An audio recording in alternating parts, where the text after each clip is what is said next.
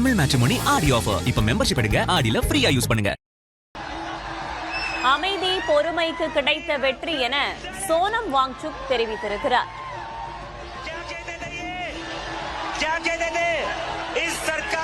ஜனநாயகத்திற்கு கிடைத்த வெற்றி என்றும் சோனம் வாங்சுக் கூறியிருக்கிறார். முன்னதாக உண்ணாவிரத போராட்டத்தில் தலைநகர் டெல்லியில் சோனம் வாங்சுக் இதே கோரிக்கைகளை வலியுறுத்தி ஈடுபட்டிருந்தார். அதனைத் தொடர்ந்து அவருடைய உடல்நிலை மோசமடைந்தது. இருந்தாலும் அவர் தன்னுடைய போராட்டத்தை தொடர்ந்தார். பிறகு காவல்துறையினர் அவரை மருத்துவமனையில் அனுமதித்திருந்தார்கள். இந்த சூழலில் அமைதி பொறுமைக்கு கிடைத்த வெற்றி இது என்று சோனம் வாங்சுக் குறிப்பிட்டிருக்கிறார். ஜென்சி பட்டாளத்துக்கு வாழ்த்துக்கள் என்றும் அவர் பதிவிட்டிருக்கிறார். எக்ஸ் தளத்தில் அவர் வெளியிட்டிருக்கும் பதிவில் மருத்துவமனையில் இருந்தவாறு அவர் இருக்கும் ஒரு புகைப்படத்தை பதிவிட்டு அமைதி பொறுமைக்கு கிடைத்த வெற்றி, ஜென்சி பட்டாளத்துக்கு வாழ்த்துக்கள் என்று சோனம் வாங்சுக் குறிப்பிட்டுள்ளார்.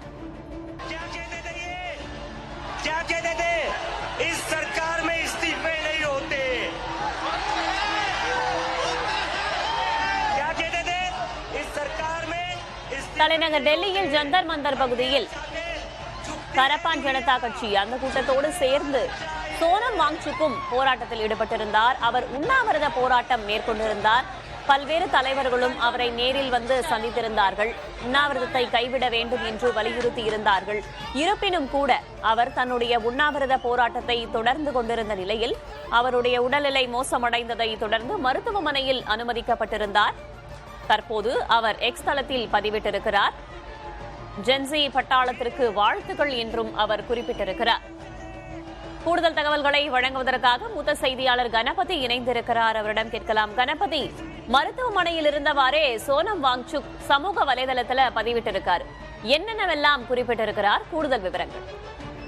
கரப்பான் ஜனதா கட்சி மற்றும் ஜென்சிக்கு வாழ்த்து தெரிவித்திருக்கிறார் சோனம் வாங்சுக். இது ஜனநாயகத்துக்கு கிடைத்த வெற்றி, தொடர்ச்சியாக விடாமுயற்சியுடன் போராடியதற்கு கிடைத்த வெற்றி என குறிப்பிட்டிருக்கிறார். சோனம் வாங்சுக்கின் இந்த கருத்துக்கள் மிகவும் முக்கியத்துவம் வாய்ந்தவை.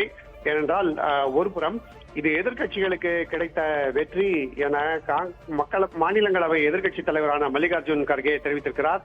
காங்கிரஸ் கட்சியின் தலைவரான அவர் தெரிவித்திருக்கும் இந்த கருத்துக்களுக்கும் சோனம் வாங்சுக் தெரிவித்திருக்கும் கருத்துக்களுக்கும் இடையே சிறிய வேறுபாடு இருக்கிறது. சோனம் வாங்சுக் தான் ஜந்தர் மந்தர் மேடையிலே அமர்ந்து தொடர்ச்சியாக உண்ணாவிரதம் நடத்தி அரசை பேச்சுவார்த்தைக்கு கொண்டு வரும் சூழலையே ஏற்படுத்தியவர். அவர் உண்ணாவிரதத்தை காரணமாகத்தான் அந்த உண்ணாவிரதத்தை முடிக்க வேண்டும் என்பதற்காக அரசு பேச்சுவார்த்தை நடத்தியது. அவரை சப்தர்ஜங் மருத்துவமனைக்கு கட்டாயமாக அழைத்து சென்று அங்கே சிகிச்சை அளிக்க முயற்சி செய்தது. பின்னர் அவரை மத்திய அமைச்சர்கள் சந்தித்து பிரதமர் இந்த விவகாரத்திலே நடவடிக்கை எடுப்பார் என தெரிவித்து அரசு என்னென்ன நடவடிக்கைகள் எடுக்கப் போகிறது என்பதையெல்லாம் அவரிடம் தெரிவித்திருந்தார்கள். அதன் காரணமாகத்தான் அவர் உண்ணாவிரதத்தை முடித்துக் கொண்டார். ஆகவே இது மிகவும் முக்கியமான ஒரு கருத்தாக பார்க்கப்படுகிறது. சோனம் வாங்சுக் இந்த போராட்டத்தின் வெற்றிக்கு மிகவும் முக்கியமான ஒரு திருப்பத்தை அளித்து அவர்தான் காரணமாக இருந்திருந்தார். ஆகவே அவர் தெரிவித்திருக்கும் இந்த கருத்து இது ஜனநாயகத்தின் வெற்றி, கரப்பாம்பூச்சி ஜனதா கட்சிக்கு வாழ்த்துக்கள், ஜென்சிக்கு வாழ்த்துக்கள் என தெரிவித்திருக்கிறார்.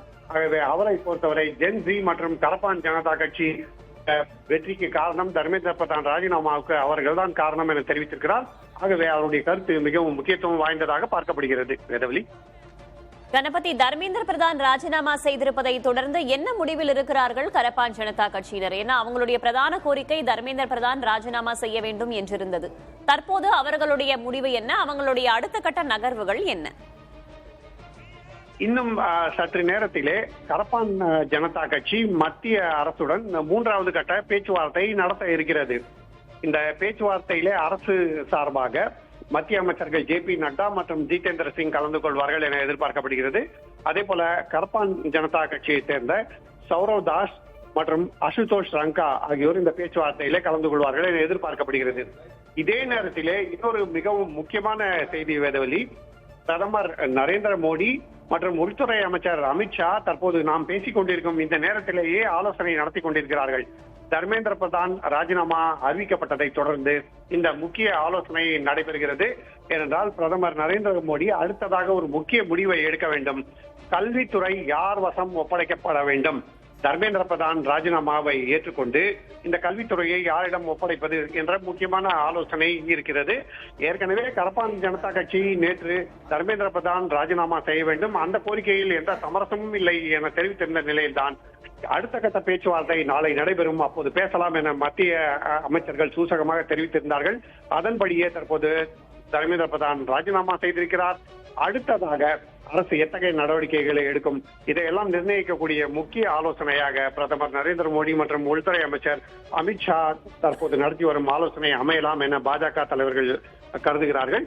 ஆகவே பல்வேறு முக்கியமான திருப்பங்கள் சம்பவங்கள் ஒன்றன் பின் ஒன்றாக நடைபெற்று வருகின்றன. வேதவலி, மத்திய கல்வி அமைச்சர் தர்மேந்திர பிரதான் ராஜினாமா செய்வதாக அறிவித்திருக்கும் நிலையில் அடுத்ததாக கல்வித்துறை யார் வசம் செல்ல போகிறது என்ற ஒரு கேள்வியும் இருக்கிறது. அது தொடர்பான ஆலோசனையும் நடைபெற்று வருகிறது.